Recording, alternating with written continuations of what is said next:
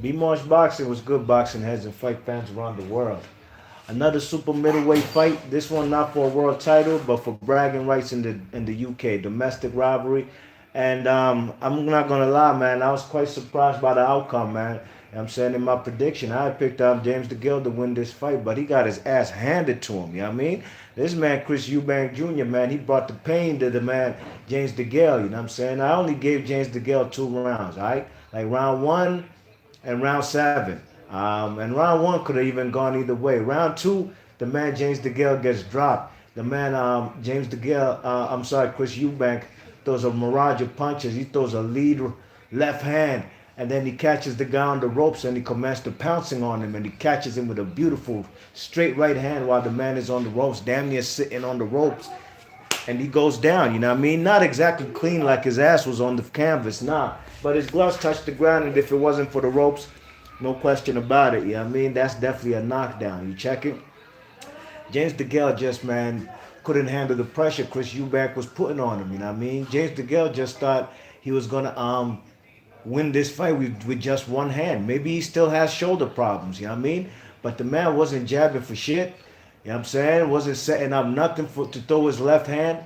And it was a clinch fest, really and truly. And in my opinion, the referee didn't let these two guys mix it up in the clinches. You know what I mean? Throw punches in the clinches. As soon as they clinched, the referee broke it up, which made it kind of monotonous and made it kind of, the fight wasn't a pleasing fight to watch, to say the least. Can't compare this fight with the Yildirim versus the Ralph fight. Now that was an entertaining fight, you know what I mean? James DeGale also gets dropped in the 10th round. Left hook wobbles him. Then the man and he's hurt viciously. Then the man Chris Eubank commenced to pounce on him, and he puts him on the canvas. You know what I'm saying? And James DeGale got whitewashed in this fight, man. You know, I wouldn't even be surprised if some people had this fight 120 to 108. You know what I mean? 12 rounds to zip.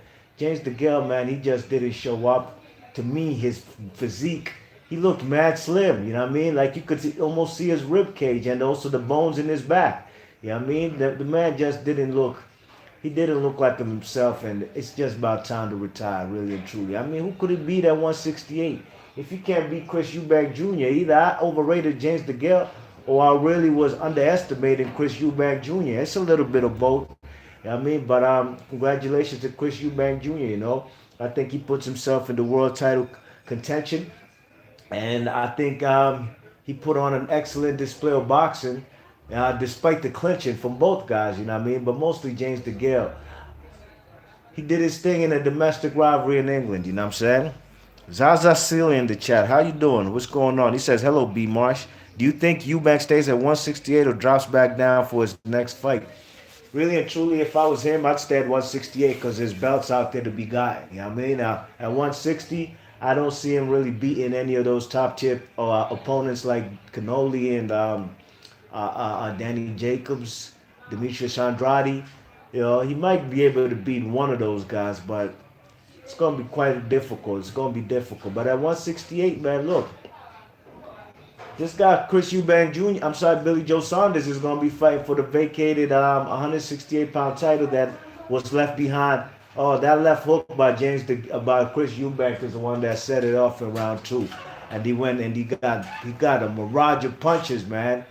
But, Chris Eubank Jr., man, he could probably do a rematch with Billy Joe Saunders. At this rate right now, I'm trying to tell you, I'm going to favor Chris Eubank Jr. You know what I mean?